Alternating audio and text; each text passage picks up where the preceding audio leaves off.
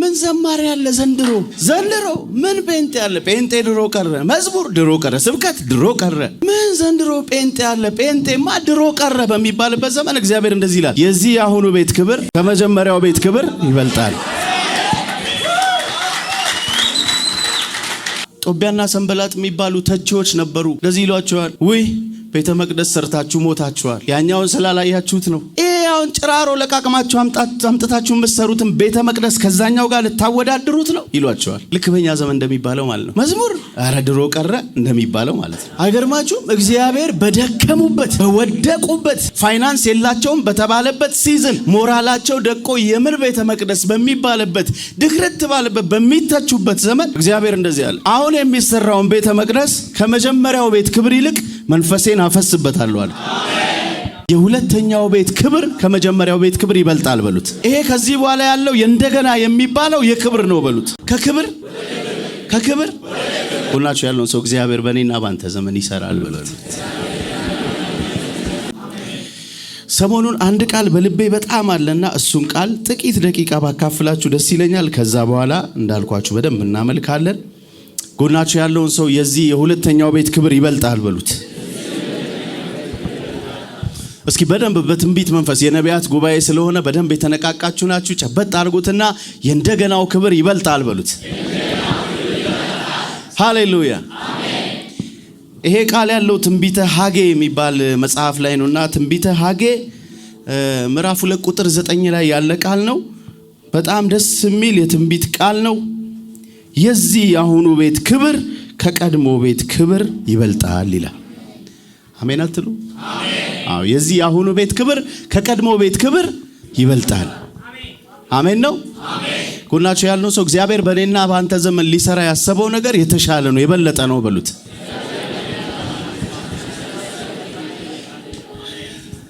ጌታ ይባረክ። ይሄ የሁለተኛው ቤት ክብር የሚለው ትንቢተ ሐጌ ላይ ያለው ቃል የሚናገረው የእስራኤል ሕዝብ ከምርኮ ምድር ከ70 ዓመት የምርኮ ምድር በኋላ ከባቢሎን ምርኮ በኋላ ሲመለሱ እግዚአብሔር በእነሱ የሰራውን ቤተ መቅደስ ነው። እና ከዛ በፊት የነበረ አንድ ቤተ መቅደስ ነበረ። እሱ ቤተ መቅደስ በሰለሞን ዘመን የተሰራ ነው።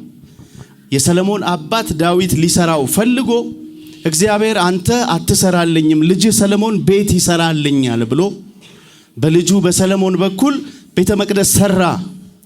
ያ ቤተ መቅደስ በጣም በሚገርም ሁኔታ የተገነባ ቤተ መቅደስ ነበረ። ለምን? እግዚአብሔር ለሰለሞንና ለዳዊት ለአባቱ የሰጣቸው ሀብት ስለነበረ እንደገና ደግሞ መንግስታቸው በጣም ምድር ሁሉ የተገዛለት ስለነበረ በጣም በልብ መነሳሳት እንደገና ሳይጨናነቁ ወርቁንም ብሩንም ያላቸውን ነገር ሁሉ ተጠቅመው የገነቡት ቤተ መቅደስ ነበረ። ያ ቤተ መቅደስ እስራኤል በእግዚአብሔር ላይ ባመጹ ጊዜ የባቢሎን መንግስት መጥቶ አፈራረሰው። እነሱንም ጨረገደ ገደለና የቀሩትን 50 ሺህ የሚሆኑትን ሰዎች ብቻ ይዞ ወደ ባቢሎን ሄደ ማለት ነው። ከኔ ጋር ናችሁ? ትንሽ ልንገራችሁ ብዬ ነው ስለ መጀመሪያው ቤተ መቅደስ፣ ከዛ ስለ ሁለተኛው ነግራችኋለሁ። የመጀመሪያው ቤተ መቅደስ ሲሰራ በወርቅ በብር በሊባኖስ ዝግባ በከበሩ ድንጋዮች በጣም የሚገርም ቤተ መቅደስ ነው የተገነባው።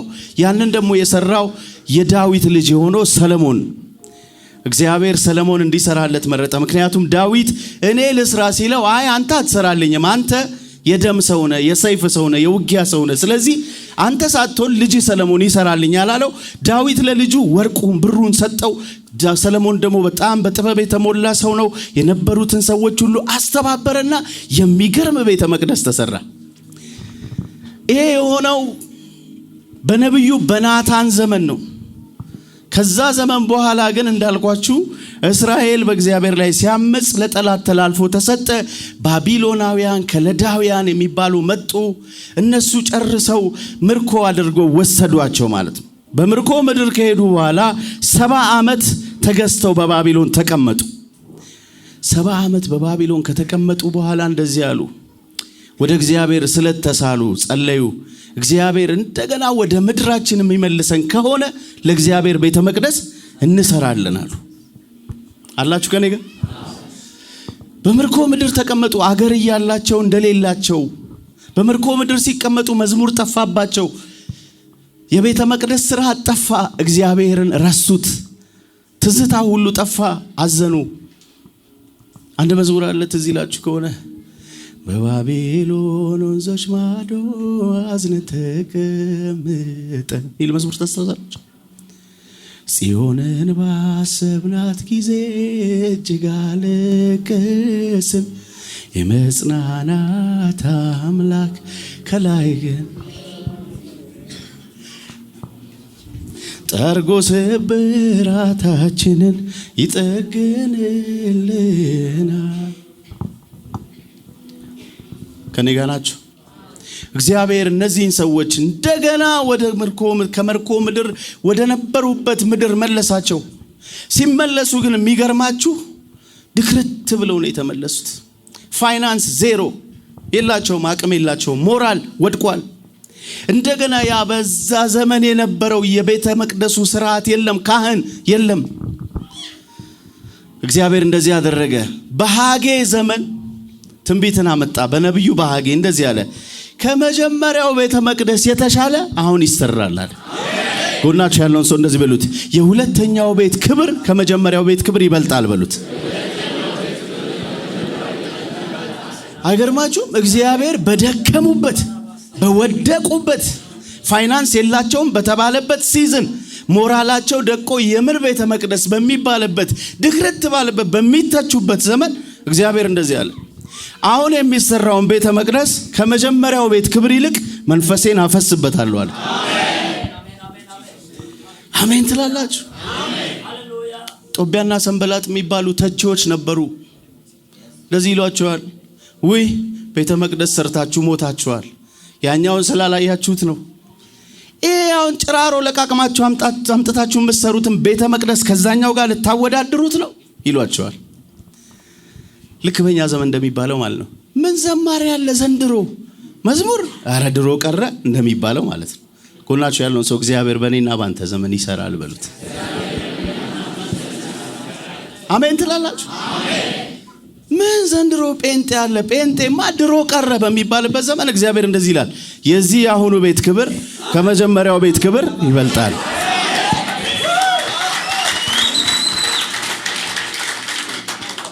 ዘንድሮ ምን ጴንጤ ያለ ጴንጤ ድሮ ቀረ መዝሙር ድሮ ቀረ ስብከት ድሮ ቀረ እግዚአብሔር እንደዚህ ያለ እንዴት ደክማችሁ እንደመጣችሁ አውቃለሁ በምን አይነት የሞራል ውድቀት ውስጥ ሆናችሁ እንደመጣችሁ እኔን ለማገልገል በቤቴ ለመኖር እንደመረጣችሁ አውቃለሁ በብዙ ቻሌንጅ አልፋችሁ ነው የምትመጡት ያለውን ተግዳሮት ጥሳችሁ ነው የምትመጡት ሐሜቱን አሉባልታውን ያለውን ነገር ሁሉ ጥሳችሁ እንደመጣችሁ አውቃለሁ ድካማችሁን አውቃለሁ ስለዚህ አብሬያችሁ ቆማለሁ አለ አሜን ጎናችሁ ያለውን ሰው ድካምህን ጌታ ያውቃል በሉት ከነ ድካም ግን ባንተ ዘመን ክብር ታያለ በሉት አሜን የሚል አንድ ጴንጤ ያለ አሜን ሃሌሉያ እንደገና ለማገልገል ሲነሳሳ እግዚአብሔር እንደገና ኃይል ሲሰጠው ድሮ እኮ አገለግል ነበር መሃል ላይ የሆነ እንደው ደካከሜ ነው የሚል ሰው ዛሬ ካለ በኢየሱስ ስም ከዚህ በኋላ ታገለግላል እንዲያውም ከበፊቱ በተሻለ ቅባት ታገለግላል አንድ ጊዜ ትዝ ይለኛል አንዲት በጣም እናቃት እህታችን ነችና በመሃል ከጌታ ቤት ፎርሻ ትንሽ ወጣለችና ለረጅም ጊዜ ጠፋች ከዛ እንደምንም ገፋፍተን ቸርች ወሰድናት አንድ ቀን ቸርች ወሰድናት ገብታ ካሜራም እንዳይቀርጻት ፎቶም እንዳያነሳት ጥግ ትላለች ከዛ በኋላ እንደዚህ ሆነ ሳታስበው በጸሎት መሃል ልሳን አመለጣት ሃሌሉያ ብላ ከፊት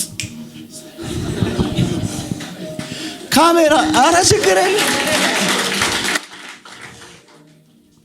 የተቋረጠ ልሳን ይቀጥላል የተቋረጠ ጠፍቶብ ከነበረ ለምን ካላችሁኝ እሳቱ ይዳፈናል እንጂ አይጠፋም ትንሽ ፍፍ ስትለው ጎናችሁ ያለው ሰው ውስጥ ያለው ነገር የጠፋ መስሎ ነው ተዳፍኖ ነው በለው ትንሽ ነው የሚፈልገው በለው ፍፍ ስትለው ይላል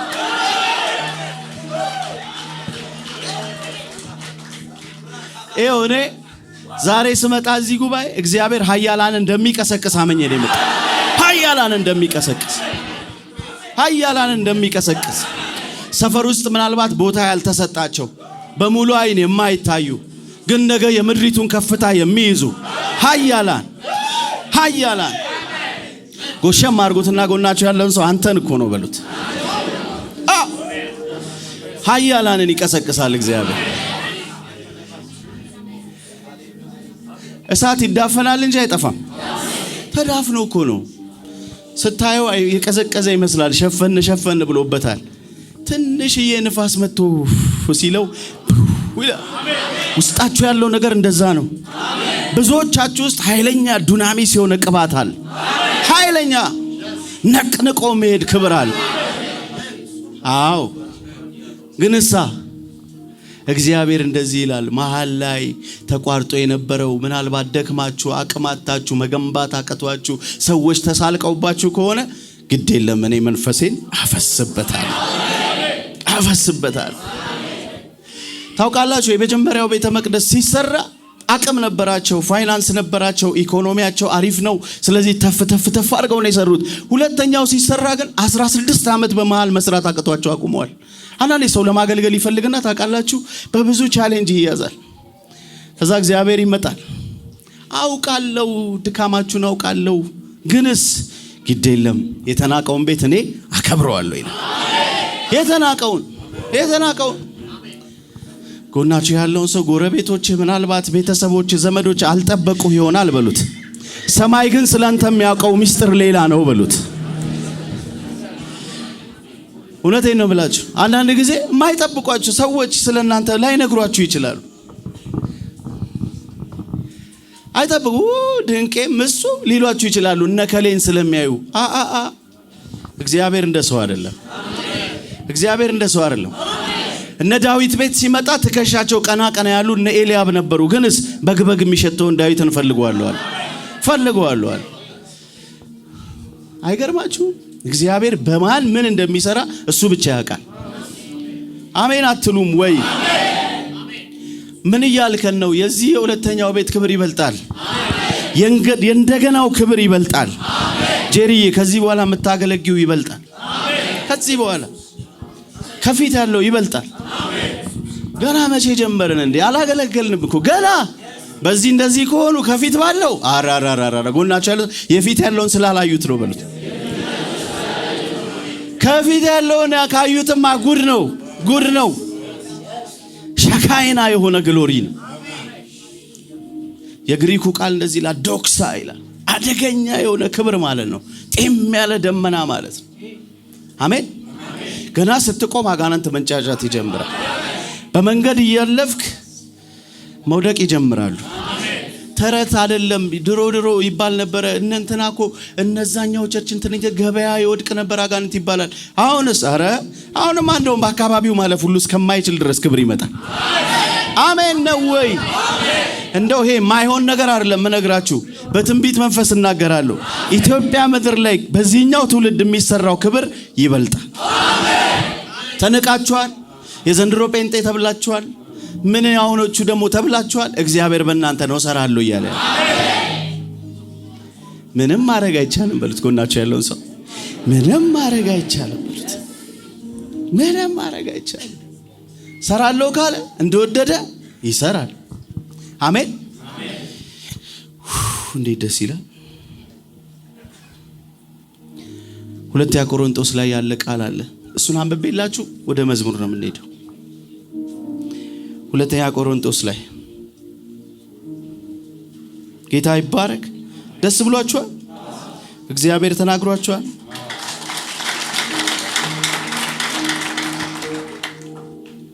ሁለተኛ ቆሮንቶስ ምዕራፍ 3 ቁጥር 18 እንደዚህ ይላል፣ እኛ ሁላችን በመጋረጃ በማይከደን ፊት የጌታን ክብር እንደ መስታወት እያብለጨለጭን መንፈስ ከሚሆን ጌታ እንደሚደረግ ያን መልክን መስል ዘንድ ከክብር ወደ ክብር እንለወጣለን። ጎናችሁ ያለው ሰው ከክብር ወደ ክብር በሉት። እኔ ምን ደስ ይላል ፓስተር ቴዲ ካላችሁኝ፣ እዚህ ቤት ስመጣ ደስ ከሚለኝ ነገር አንዱ እንደገና የሚባል ነገር መኖሩ። እከሌ ወደቀ ብዬ ተስፋ አልቆርጥም። በጴንጤ በምን ተስፋ አትቆርጥም ካላችሁኝ፣ በጴንጤ ተስፋ አልቆርጥም። ለምን? የሆነ ቀን ወድቋል ያልኩት ሰውዬ ንግግሬን ሳልጨርስ በሌላ ክብር ተነስቶ አገኘዋለሁ። እንደ ጴንጤ የሚያሳፍር ሰው የለም። ያሳፍራል። እንዲህ ብሎ ነው የምትሄደው። ጎናችሁ ያለውን ሰው እኔ ማላማው ጴንጤን ነው በሉት። አላማ ወድቋል ብለህ ገና ሳትጨርስ ሰውየው በሌላ ክብር መጥቷል። አጃጃጃጃጃጃጃ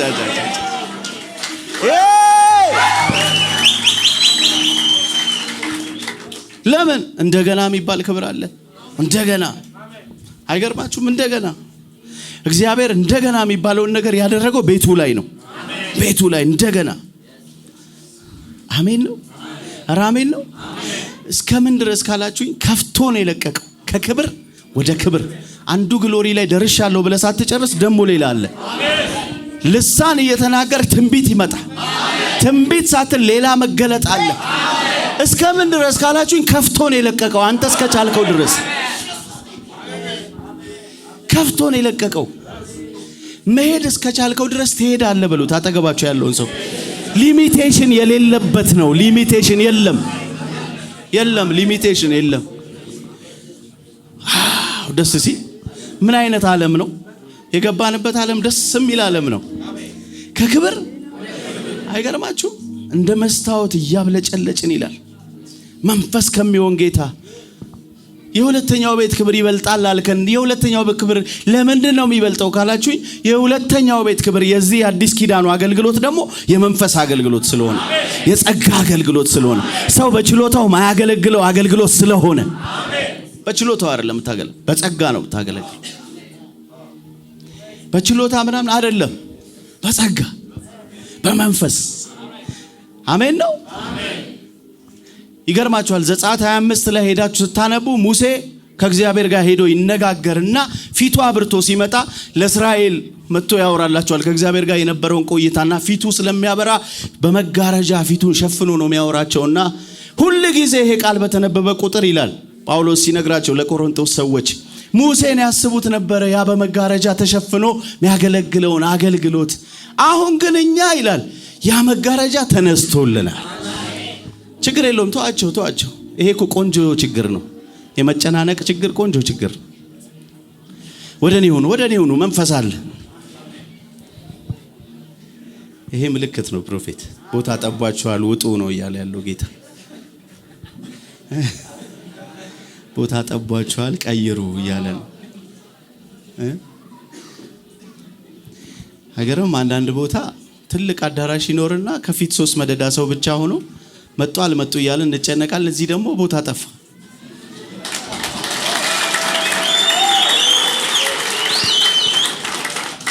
ይሄ በቃ ቆንጆ ችግር ነው። አሪፍ ችግር። አሜን።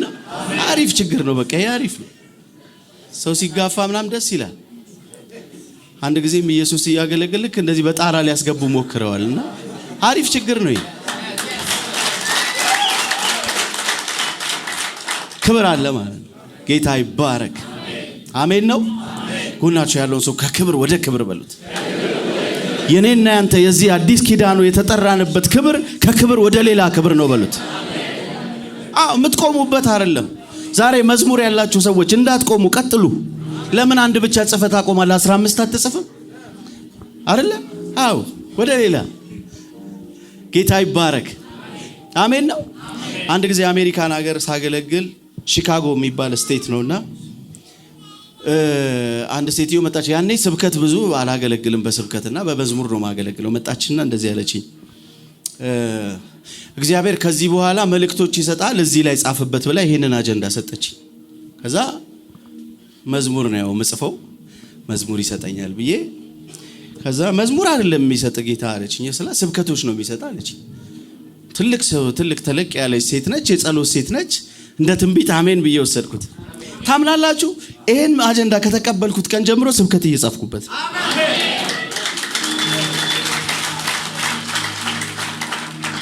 አሜን ትላላችሁ?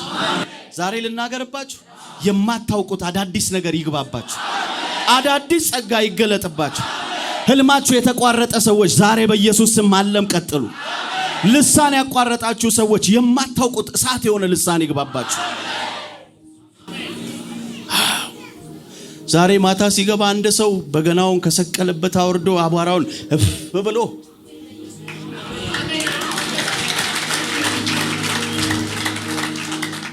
ከክብር ወደ ክብር ይላል ቤት ገብቶ እንሻገራለን ኢየሱስን ይዘን ማነው ሚቋቋመን ገና እናብባለን ከክብር ወደ ክብር እንሻገራለን ኢየሱስን ይዘን ማነው ሚቋቋመን ገና እናብባለን ከክብር ትንቢት ነው ወደ ክብር እንሻገራለን ኢየሱስን ይዘን ማነው ሚቋቋመን ገና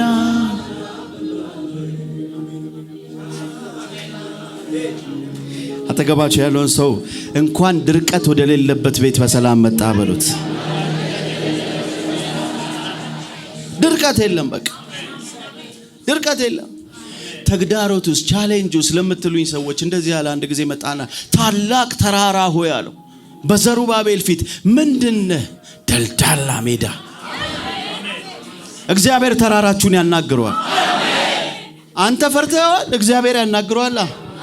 በልጄ በዘሩባቤል ፊት ምንድነህ? አያገለግልም ብለን የቆምከው ደልዳላ ሜዳ ትሆናለህ። ጎናችሁ ያለውን ሰው ዛሬ እግዚአብሔር መጥቷል፣ ተራራን ዲል እያደረገው ነው በሉት፣ እያናገረው ነው በሉት። ያ አንተ የፈራኸውን እሱ እያናገረልህ ነው በሉት። ምንድነህ? በልጄ በዘሩባቤል ፊት አንተ ምንድነህ? ማነኝ ነው የምትለው አለው። ቻሌንጁን መጥቶ እግዚአብሔር ሲያናገረው አንተ እንደምታናግረው አይደለም የሚያናግረው፣ ንቆት ነው የሚያናግረው። ምንድነህ? ደልዳላ ሜዳ፣ መረማመጃ መንገድ። አረ በኢየሱስ ምን አይነት መንፈስ ነው ያለው ዛሬ? በኢየሱስም ችግራችሁ መንገድ ይሆንላችሁ። የፈራችሁት አያስኬደኝም ያላችሁት ደልዳላ ሆኖ ተመቻችታችሁ ትሄዳላችሁ። ተመቻችታችሁ። አሜን ነው። እኔ ይሄን ቃል ሳመጣ ትንቢት እንደሆነ አመኘ ነው የምሰብከው። ትንቢት ነው ቃል። ይሄ የሆነ ነገር ትምህርት እያስተማርኳችሁ አይደለም፣ ትንቢታዊ ቃል ነው ይዤ የመጣሁት። ጎናችሁ ያለው ከዚህ ቀን በኋላ የትኛውም ተግዳሮት መንገድ ይሆንልሃል በል።